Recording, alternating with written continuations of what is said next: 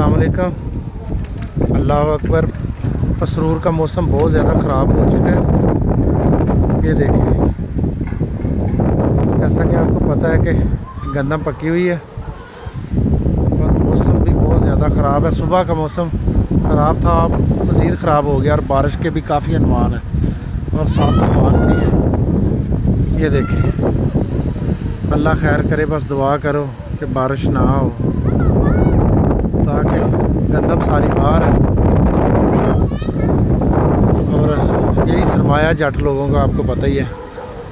ये देखें मौसम, बाकी अल्लाह पाक की मर्ज़ी है। दुआ ही है कि अल्लाह करे कि मौसम सही हो जाए और बारिश ना हो। देखें, वीडियो नहीं बन रही, इतना ज़्यादा तूफ़ान है।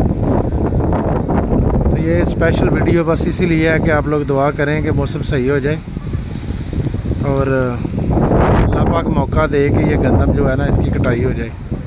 ये देखें, बाकी सारे लोग इसी पे मुनस्सर हैं, स्पेशली गांव के लोग, आपको पता ही है। बल्कि सारा मुल्क ही इसी पे मुनस्सर है, ये गंदम का। ये देखें, अल्लाह अकबर। बाकी सही है, मेहरबानी, शुक्रिया, अल्लाह हाफ़िज़।